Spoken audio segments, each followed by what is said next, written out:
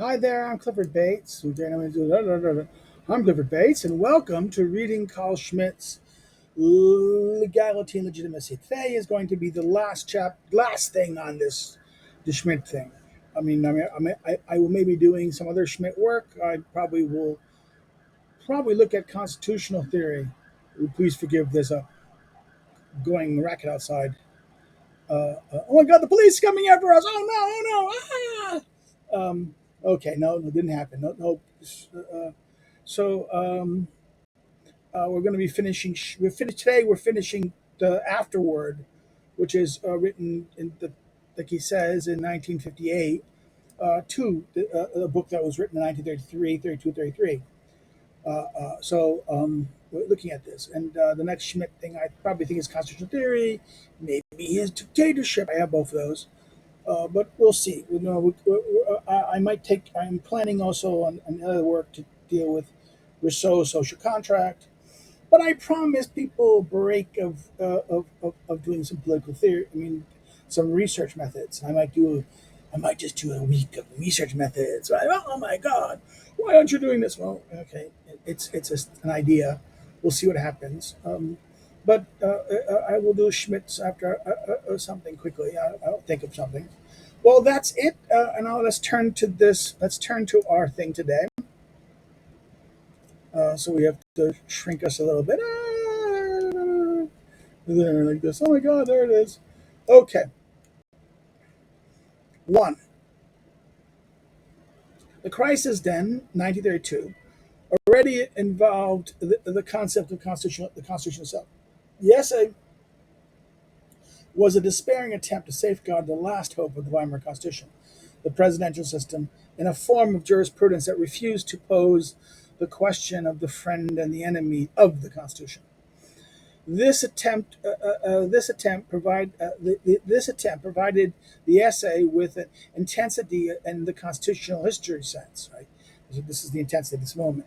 The essay countered bitter resistance, specifically its core thesis that the legality of the party can only be denied where the authority to make constitutional amendment is limited. Right, the authority of the party can be denied. This was in other words, the legality of the party can only be denied when the authority to make constitutional amendments is prohibited. Precisely, this thesis had been rejected as not juristic, not as a law thing, right?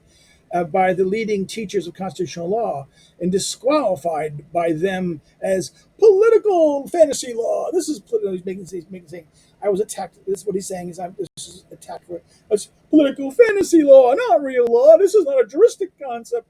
We can ignore this, right? He says the the procedure by which the party enters through the door of legality in order to close the door behind it. Therefore, the mode case of legal revolution is recognized here in Legality and Legitimacy 1932 and reaffirmed once and for all. I quoted an almost page-long passage from my 1931 book, Der Hunter der Fürsten, which is Defender of the Constitution, Guardian of the Constitution, which was precisely the debate about precisely a debate with leading democratic law teachers of the Weimar period. Neither long quotations nor self quotations are my style. At that time, however, it was a protest and an affirmation. The essay's conclusion is the warning, the last sentence. Then the truth will have its revenge. A true outcry of desperation. The cry of desperation faded away then. But it would be unfair and negligent to write the history of the presidential system of the Weimar Constitution without fully understanding this essay and acknowledging its fate. Why did the cry of desperation have to fade away without effect? Quote, this theory that the authority of initiating constitutional amendment does not include the authority to recast constitutional structure fundamentally finds its expression in Article 79 of the Bonn Basic Law and in the enumerated land constitutions. Unfortunately, this expert opinion, so illuminating to us today, found slight approval during the Weimar Constitution. The famous commentator of the Weimar Constitution, Gregor Auschwitz, cavalierly dismissed the opinion with a that constitutional amendments may not destroy the political substance of the Constitution, with the remark that this is solely a demand that is noteworthy, particularly de lega frenda. That's okay. This is Latin. Okay, let's go Latin. Let's go Latin of the law.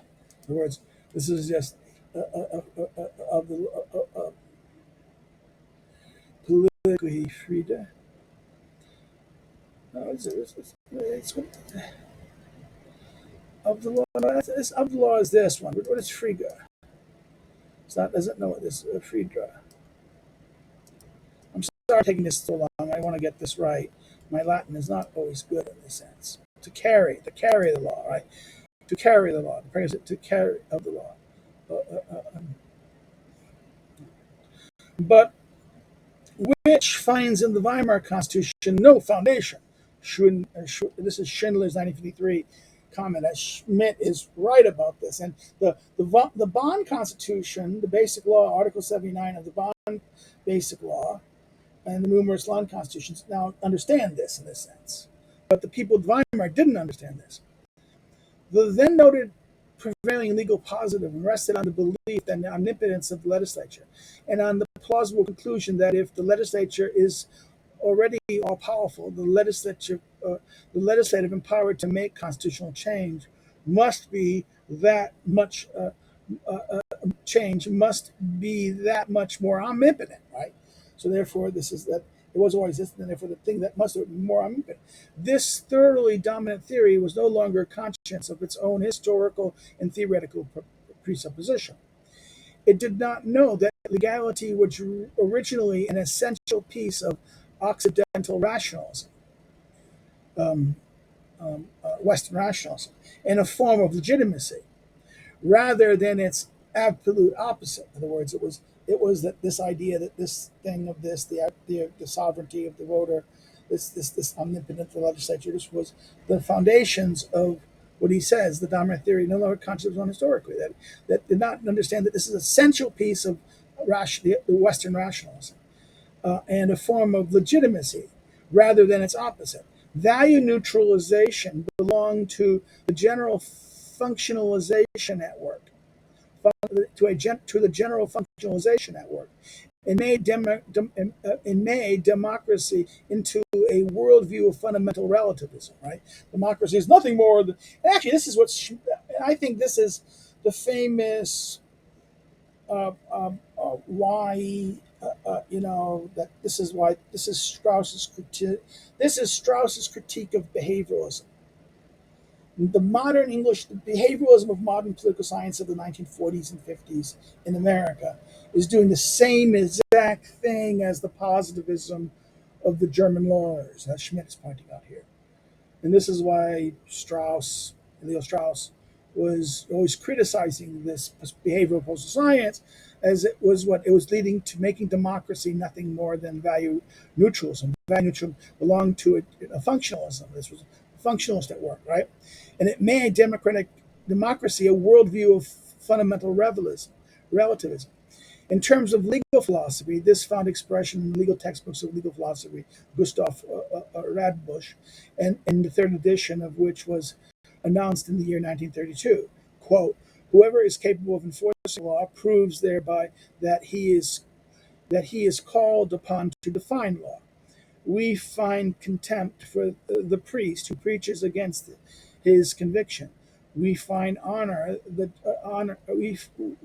we honor the judge who does not permit himself to stray from his loyalty to statutory law due to his contrary innocence of justice. In other words, we do not permit himself to stray from his loyalty to statutory law to his contrary sense of justice. In other words, In other words, we feel contempt for the priest who preaches against his conviction, but we honor the judge who does not allow his. He has to stay with to the statute or we're not going to address that. Two, there was therefore the highly influential legal theory advocate by the leading jurist who had been the Reich minister, justice minister under the Weimar Constitution. In a large book discussing the article directed against my essay, in a large book like book discussion article directed against my essay in the Volksches Journal of September 11, 1932, an intelligent and learned democratic jurist, George Quabe, even used the word impishness, okay, against himself, Schmitt. But it would nevertheless be unfair to interpret this blindness as only the result of a specialized positive narrowing of a professional isolation, as if it stemmed from the specialization of a scientific enterprise with a division of labor. In other words, it's unfair. It would be unfair to say that this blindness, what I'm pointing out, was just because he was a techno thing and his division of labor. Right? More specifically, it corresponded to the legislative optimism of the previous era to consider the statute not in the first instance as a means of stabilization, but as a means of and a path to peacefully reform and progressive development. In other words, it wasn't a mean of stabilization; it was a mean for change. In other words, this optimism that this was going to lead to change. But the question is, change to what? In other words, this is the problem. This was going to lead this idea that it was not a thing of stabilization, but rather a means of a path to peaceful reform and progressive development.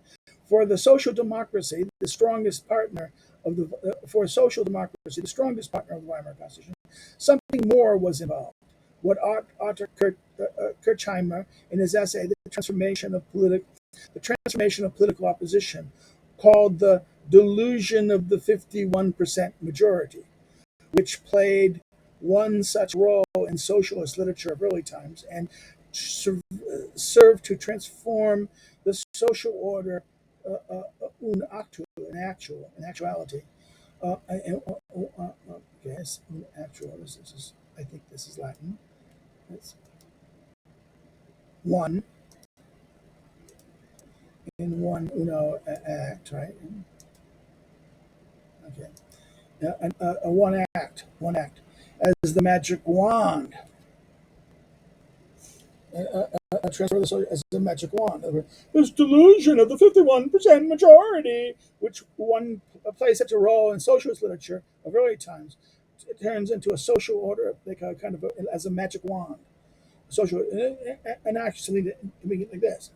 But in regard to this delusion of Otto Kirchheimer calls it, one would already have recognized it as such in the year 1932. The answer that Lenin, Trotsky, and Radek gave Kautsky's essay "Terrorism and Communism," 1919, leaves no doubt that, for example, principal reasons against the use of democratic forms do not exist, but rather that this question, as every other, specifically even that of legality and legitimacy, must be answered according to the conditions of the individual country, and is only an element in the strategic and tactical measures of the communist plan. Now, this is Schmitt's article, 1922. I think this is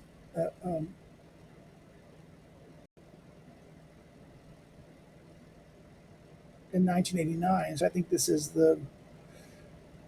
I don't know what this is. Yeah, I was right. That's Die Dictator. Okay, that is his book, Schmitt's book's Dictatorship. That's again the German reissuing of this, and now it's available in translation by Polity Book. Polity, go get a copy. It's a very good book. It's been out for at least a decade now. Nevertheless, the previously mentioned delusion appeared to have been very resilient. Its traces are still recognized in Article 41 of the Constitution of the Land Hesse of German December 1st, 1946. In other words, the land Hesse, the Constitution of Hesse in 1946. These traces are no longer discernible in the subsequent land constitutions of the Federal Republic of Germany. So, in other words, these traces are no longer discernible in this land constitutions of 41. The problems that he's raised here, right? Legality as one of the three types of legitimacy of Max Weber's sense, charismatic, traditional, and rational, right, presupposes a rational normative framework. The concept of law is robbed of every substantive relationship to reason and justice, and simultaneously the legislative state is retained with its specific concept of legality, constraining all the majesty and dignity of the state and the statute. Every order of any given type, every command and every given measure can become legal. Okay, this is, I think this is.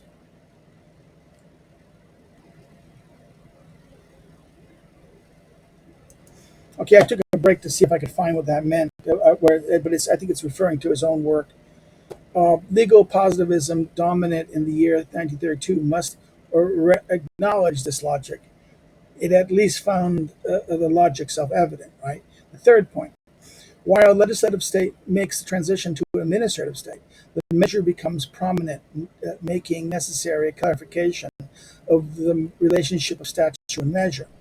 The relevance to pure value, by contrast to the merely appropriate, is still only an evasive measure before the actual problem. In other words, it's still only an evasive maneuver before the actual problem. Therefore, this idea of what he's saying here, the reference to pure value is in contrast to mere appropriate, is only an evasive maneuver, not before the actual problem. There are at the founding meeting of the Association of German Public Law Teachers in 1924, distinction between statute and measure is first treated extensively in the reports on the dictatorship of the president, according to Article 48 of the Weimar Constitution. Both the experience of the state of war and the siege during the First World War and the practice of Article 48 of the Weimar Constitution established the measure as a decree with force of law, and the decree with the force of law, and the decree with the force of law as a measure, right? The typical Reichstag path lay in the legislative was the typical Reichstag constitutional state path lay in the legislative authorization. When this failed due to the negative majorities of parliament, in other words, the Reichstag path was the legislative, because there was no negative majorities in parliament, Article 48 proved itself as an emergency means of saving the Constitution from the parliament that no longer was capable of passing the necessary authorization, and consequently tolerated the decree practice of Article 48, right? The Bonn Basic Law of 1949 seeks to reestablish the classic concept of law, right? In other words, the Bonn thing doesn't. For the limitation of basic right, it only permits statutory as general norm, Article 19-1. It also attempts to narrow the legal bridge to measures that lie in legislative delegation to the executive, Article 80. Gerhard Wack even declares the authorization for the insurance of a measure unconstitutional. In other words, even declares the authorization for issuance of a measure unconstitutional. In reality, under the Bonn Basic Law, statutory measures are also unavoidable.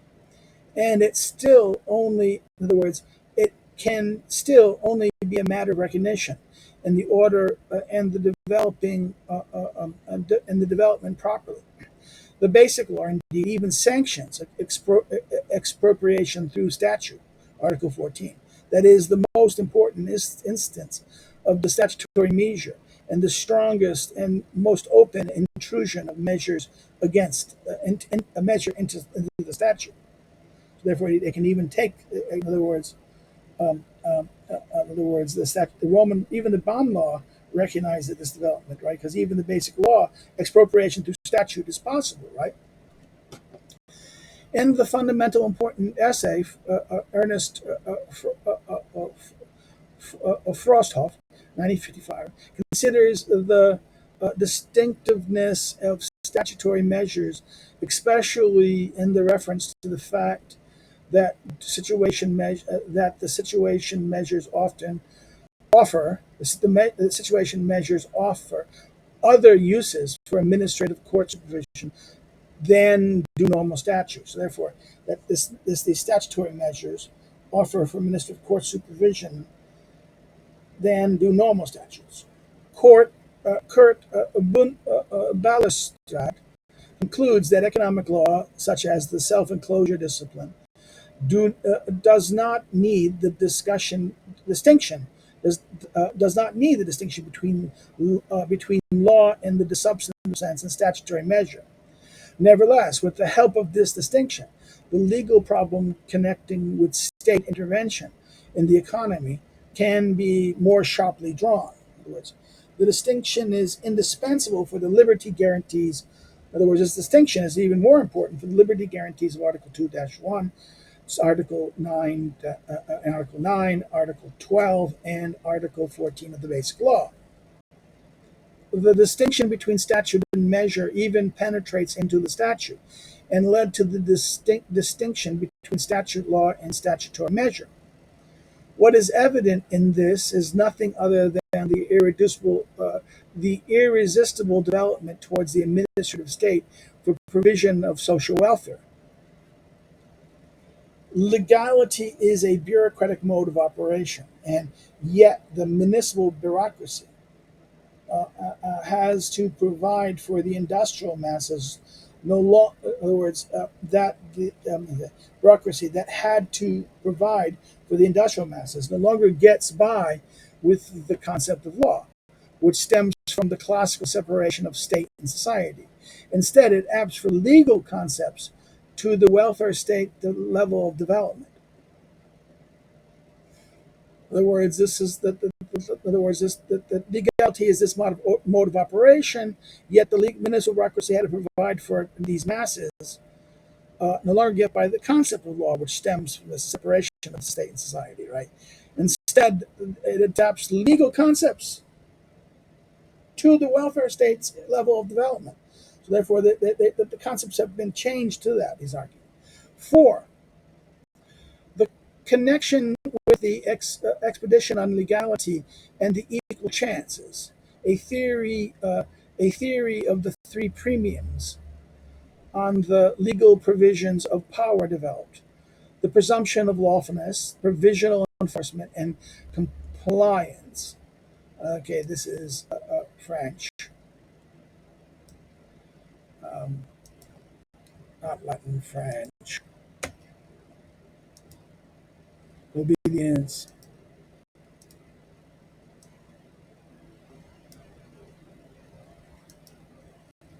No, it's not doing it. Preamble, existing compliance. Obedience prevail. All right, this is by compliance. So therefore, the presumption. So there was the 3 premiums on legal possession of power. That is the presumption of lawfulness, provisional enforcement, and compliance, and the fulfillment of the general clauses. Right. The theoretical and practical significance of these 3 premiums is so great that no constitutional theory and no philosophy of law may do without them. So therefore, you need these are presuppositions. The presumption of lawfulness. Okay, that this is the provisions of enforcement and compliance. Right. It was already noted elsewhere that the substantive evaluation of the legislative constitutional supervision must retain these premiums.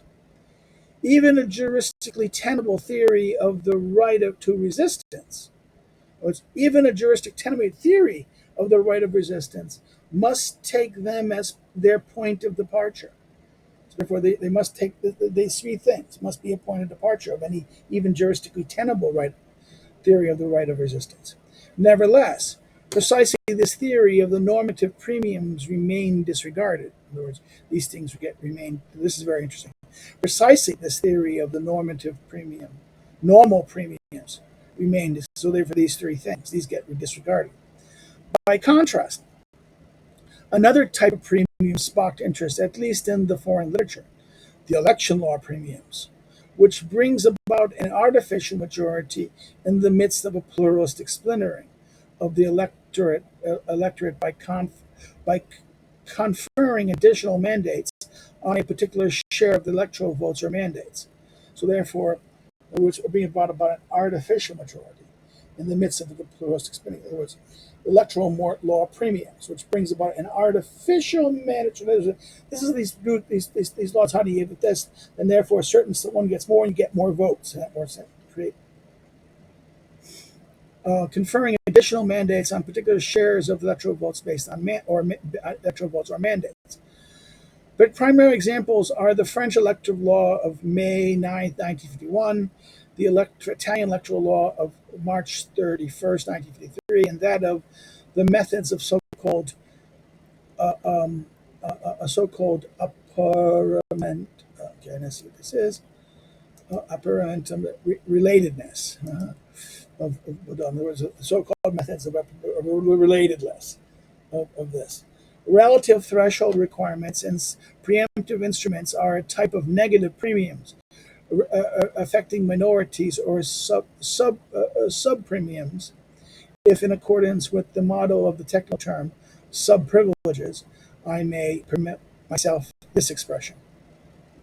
In other words, that you get a certain size, you get a certain more part, say the percentage, and then you get. In other words, this is. In other words, sub premiums or minorities of sub premiums don't have enough to count, and then sub privileges, right? If I may permit this expression, these types of electoral laws premiums are symptomatic in the highest degree. In other words, you have to do these things. They're symptomatic of the problem here. They are somewhat artificial, for they are directed at bringing about a legal majority in the first instance, while the just named usual premiums on the legal possession of political power. Thus, this hold on power are just typical as they are fundamental for every community. So they demand notice in constitutional theory terms, and are not at all settled with general reflections on legal security. So therefore, they don't. This is a very interesting point here. I think this is this is very much a problem of parliamentary models. Right, this is the thing that once you have the fragmented pluralistic pluralistic party situation, that once you have the pluralistic parties in this situation, you get to create multiple parties. Then what happens is you have to to ensure that this things happen. You create these models which gives artificial weight to kind of give more weight to form to allow larger parties to get the control that they would not have otherwise. Okay, this is models that we see this is like premiums. You have percentage cutoffs, and this part in Europe, in Eastern Europe also, there's a lot of things, mechanisms by which they decide. Okay, if a party doesn't get that much percent, a certain percent is like cutoff, like 5%. If you don't get 5% of the vote, and you don't get, I'm sorry, even if you get 5%, even if you get a proportion of 5%, you're not going to get any seats in the parliament. So we have proportional representation, but no, you have to have a threshold. And that there's also a rule that, rules regarding, what about all those parties, the percentages that don't make it, right? Well, how does that do? Well, we give all those percentages to if there's a party, in other words, if the parties are relatively close to each other, or the stronger parties, if they're very close to each other, we split that percentage up among the stronger parties. But if one party is much stronger, like 10 points higher than the other, we give it all those percentages, right? Boom, boom, boom. So therefore, it creates a majority. And this is how, in many ways, majorities are formed in this situation, in parliamentary models, in this sense, right? Proportional representation of primary models. And he's saying that this is not so much a demand of constitutional theory in terms. In other words, that this problem has not really been addressed. So they demand notice in constitutional theory and are not at all settled with the questions of legal security. In other words, he said, alongside these three established and commonplace premiums, that of, like he said, of, of all the way back up here, right? The premiums are lawfulness, right?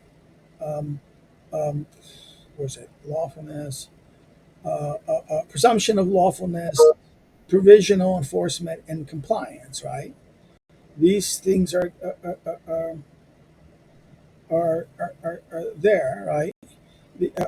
He says these previous named more artificial premiums, more artificial premiums. There are there are previously named more artificial premiums.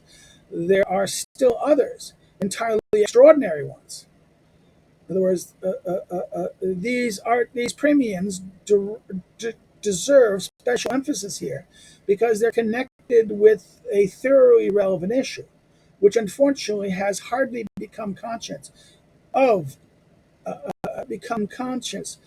in a constitutional theory sense. Right?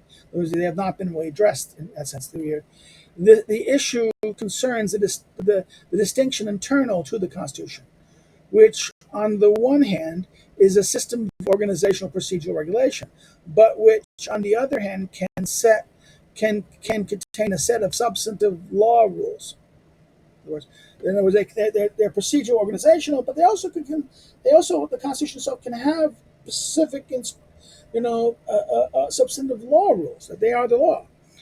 In contrast to the mass of ordinary substantive law, these rules of substantive law can gain the rank and dignity of higher law through their recognition into the Constitution. So, therefore, if it's in the Constitution and specifically there, it's enumerated law, not statutory law, right? This is the difference between constitutional law and statutory law, right? In that sense.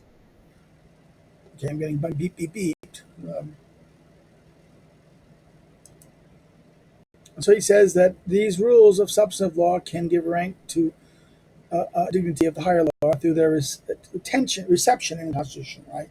I believe that it's high. I repeated that line just to clarify it. I believe that it is high time to become conscious of this distinction before the entire pre-existing system of the tradition of legislative state alters itself fundamentally. In other words, we have to be careful, right? We have to understand that this distinction here, or we have a problem. That it will something will just the tradition of legislative state will alter itself fundamentally. In regards to this extraordinary premium, a party or party coalition exploits the moments of constitution making, for which indeed a simple majority suffices, or even constitutional legislation in order to blind subsequent simple majorities to certain substantive law prescriptions. Perhaps this tendency lies in the course. Perhaps this tendency lies in the course of pluralist development. Right, this thing. In other words, a majority that changes the Constitution. That therefore that maybe this is a tendency that is pluralist development. In any case, its elaboration would help deepen constitution. In other words, elaboration on this would help deepen constitutional theoretical reflections on the contemporary conditions of the Rechtsstaat and the separation of powers. Right. In other words, that this is the thing. And the father of liberal Rechtsstaat. This is liberal Rechtsstaat, right? John Locke. Okay, this is great. John Locke. Hey, all you West Coast Jaffaites, Straussians who say all this Rockstadt stuff is Hegel, so therefore there's Hegel problem. No. Schmitt is saying that the father of liberal Rechtsstaat is John Locke. So, hate to say it, those of you who say it's all Hegel's fault, no, it's John Locke's fault. Ah, like I always said, Locke is to blame. Locke is the culprit, okay? If you want to blame about the administrative state and the prerogative power, everyone is, I want to say this because I'm a brand.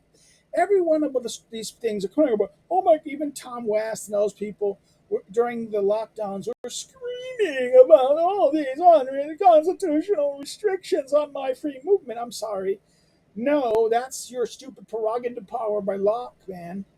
Wait a minute. The 14th Amendment doesn't apply. Sorry, doesn't apply in this regard because this is prerogative power of the governors.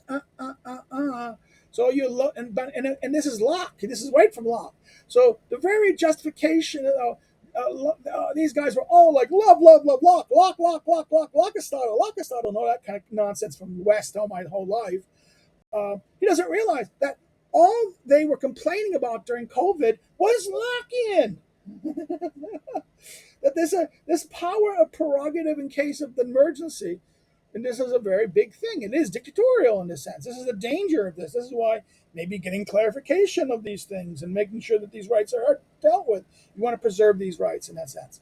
But Locke is he says the father of the liberal rights at Locke. In an off-quoted expression directed against enabling acts and legislative, in other words, the father of the in an often quoted expression directed against enabling acts and legislative delegations, pointedly remarked that the legislature is not there to make legislatures, but rather laws. In other words, the legislature is not designed to make makers of laws. It is there to make laws, right? Inaugurously, one can say that the constitutional maker and even the constitutional legislature are there to make good legislatures and legislative procedures, and not to make laws themselves. Otherwise, it would be consistent to issue the Constitution immediately as a type of corpus juris, a body of law, right, within a multi-year plan, with a multi-year plan included in the appendix. In other words, if you don't make this distinction, then it's going to be what you make a multi-year plan. As noted, there is certainly a tendency in this direction, and constitutions are becoming ever longer. Indeed, the new Indian Constitution already has 315 articles and 8 appendixes. Whoever finds that right improper should at least know that it is no longer here a matter of a type of constitution whose foundation passed European constitutional law and its theory of the Reichstag and the separation of powers reform. In other words, the Constitution. In other words, it's no longer a matter of a type of this, of a matter of this type of constitution, on whose foundation. The Indian Constitution is of his time. He's talking about the Indian thing. Is not founded on a European constitutional law and his theory of Reichstag with the separation of powers. No. So, sorry, you don't understand this in that sense.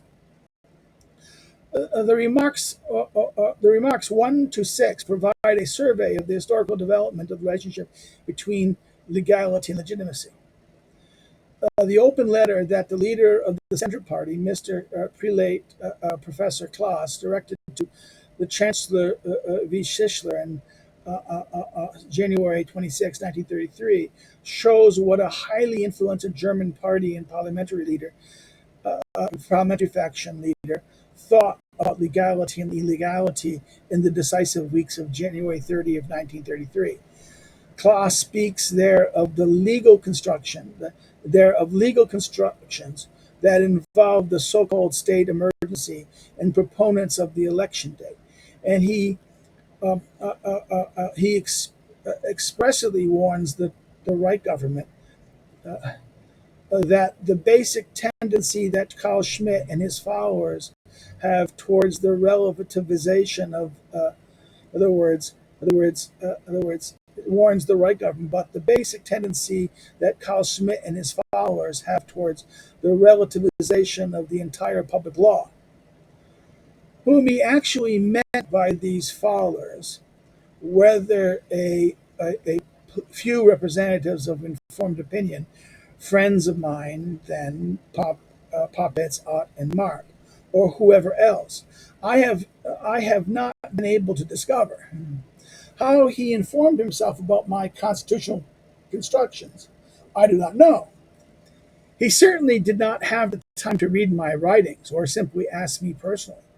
I myself never engaged in the prattle about state emergencies because I knew that with it, the legality of a constitution would be would would only be surrendered to its enemies, and because I was of the opinion that the legal possibilities bound up with the premiums of the legal possession of power, there were still no ways. They were still in no ways exhausted. There was other means to this. Like, in other words, the legal possession of power. There was still no ways exhausted. My public law positions stem from my writings, not from rumors or cliques, and also not ex post, though recollections from subsequent, entirely different constructed situations, at first rose, which at first rose out of the collapse of Weimar legality.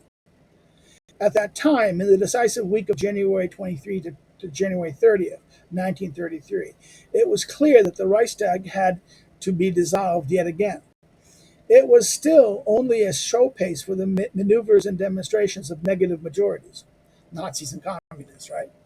The repeated dissolution did not constitute illegality.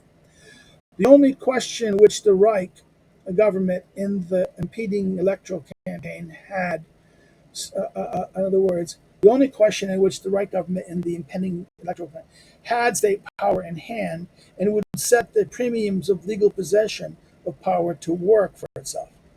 The government of Schischler, or as Claus demanded, a government resulting from a workable government combination. In other words, a newly appointed chancellor, therefore Hitler.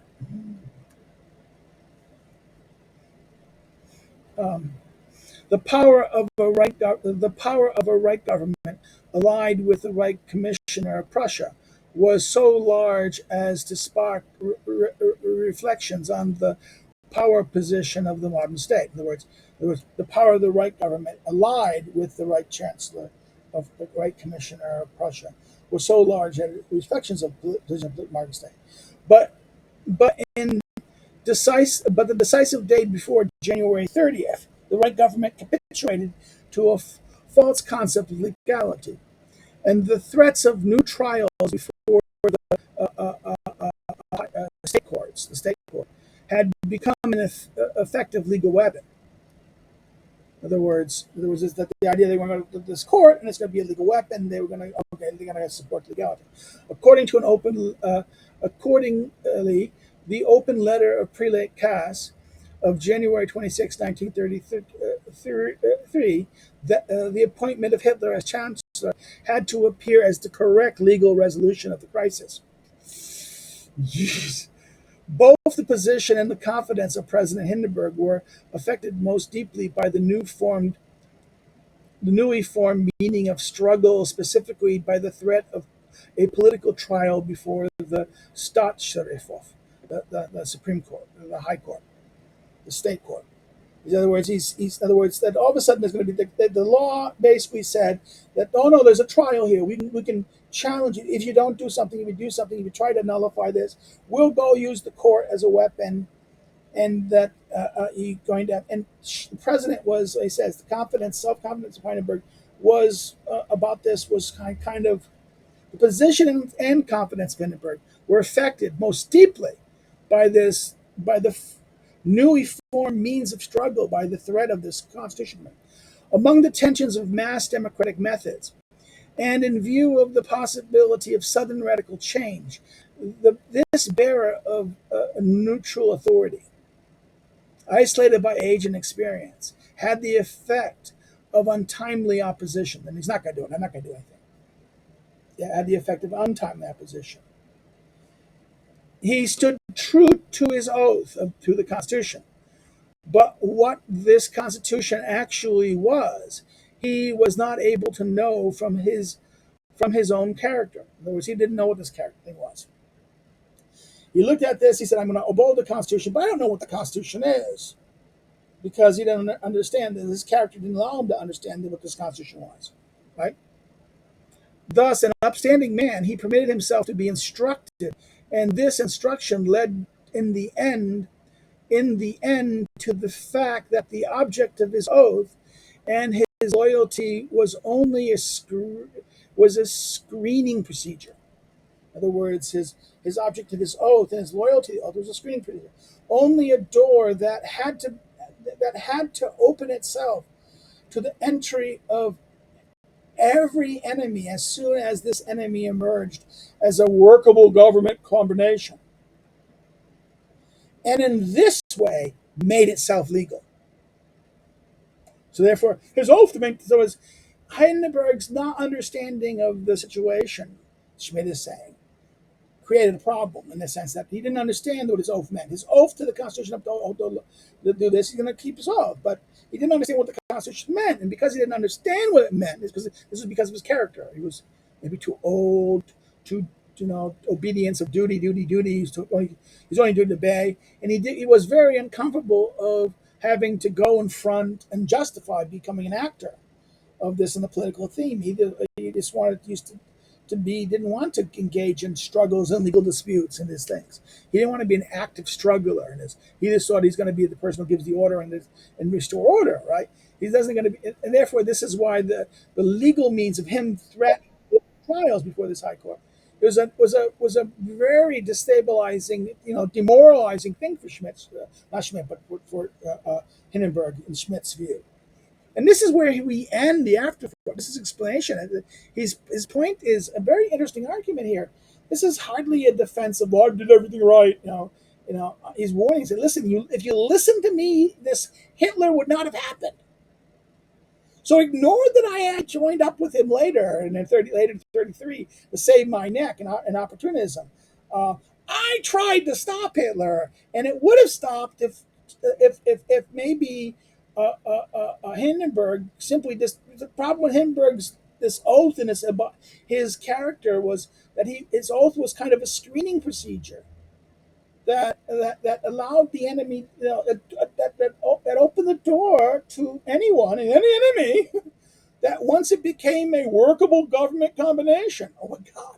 In other words, oh my God, again, he's making fun of Prelit Cass and Hindenburg here. And I hate making fun of him. He's being pitiful for Hindenburg. But Prelit Cass really comes up as a, fool in a sense. That, attacks Schmitt because of the Schmitt's position. And then he says, well, but then that Hitler is acceptable because it works. Because he's lurking in the center party says Hitler is acceptable. Okay, this is insanity, right? This is that famous line. This is why right after the decision of, it is said in notes and things that when Hindenburg acknowledged Hitler as chancellor, Schmitt went completely mad, saying the old man's insane. That is hardly a condition of a true Nazi. Okay, and the real not hardcore Nazis never accepted Schmitt as one of theirs. They were always suspicious of him as an opportunist. I think this is how we're going to end this. I'm at my end. We're there. You have any questions or comments, please put it there below. I'd also do an opinion poll. Which one do you want me to see? Do you want me to do I have to make a poll, maybe do on Twitter. Dictatorship or constitutional theory? Okay. Well, we'll see. I'm kind of like, hiccup. I'm hiccuping. Well, that's it. Any questions, comments, please put it below. If you like it, please like it. Hit the share like button. Share it with your friends. Share it out there. Get it out. Let's grow. We had 2 or 3 new people join up, so I'm kind of happy about this. Maybe there's other things or this thing. The Schmitt essay here. This ends today, as we said. So like it, like this. If you didn't like it, you can say, no, I don't like it, and why you don't like it. Say so in the comments. So maybe I learned what I didn't like about it. I didn't like Schmitt. Okay, that's Schmitt's a Nazi. Okay, um, whatever. I just wanted to say, if you have any comments negative about this, I did something I don't. You hear noises. Why are the beeps on there? Yeah, it's okay. Say that, but say what it is, and maybe I can fix it. Maybe I can't fix it. Um, Another thing is, if you have not subscribed, please subscribe. Let's grow. There's been two or three more people lately. So yeah, I'd like more people to grow a little bit. So get your friends to subscribe and encourage people. Another thing is, if you want to follow me on social media, the links are below. Also, are the links to my academic social media, so they're from some places to find out what I do and what my scholarship is. And then I am not just a YouTube some nobody on this. I have I have actually some background here, some training. Okay, I'm not an authority, but I'm not a nobody either. Therefore, you know, I kind of take umbrage of some people who kind of say, "Well, you're too old. You're just a boomer, man." Not a boomer, I'm a Gen Xer. I'm at the beginning point of Gen X. Um, um, but I'm that weird age where some may call you boomer, but others would call you Gen Xer, right? I always saw myself within the Gen Xers, right? So, if you want to help other things, there's information down there. You can help me do what I want to do. Here, keep on doing this. Yes, I'm doing it for free. I'm doing these things, so I don't have to help you. You can do it anyway. So, well, please help. It would be if you want to be a subscribe star patron. Yeah, please do it below. I would appreciate it. It would really help in that sense. Something. Allow me to maybe buy a book once in a while these days. I'm not being able to buy things. You have too many books already, man. Oh, there's never too many books. Um, this week I start. If you don't know, this week I'm doing. We're starting the frogs in my discussion group, so I'm happy about that. So yay, frogs! Then okay, so if you want to subscribe to our Patreon, you can send me money other ways too. You can always do a PayPal or find my email address. You have my email address. You can always say, hey there, I want to send you something. It's a gift. Okay, whatever. Um, I should set up a post office thing. But I don't care. I'm in Europe. Okay, so I'm in Warsaw, Poland. It's not good to send things. Other things. Wrap up. Books. You can buy my books if you want to help me buy my books. Buy Lulu. Lulu is better because I understand only one book is Lulu. Other books, the publishers get it. I wish the University of Warsaw would get some money from it, but I haven't seen any money from it yet. You know,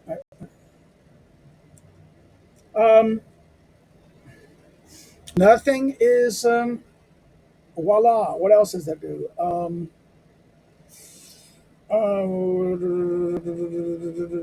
No, I'm at the end. This is like the subscribe shop books below.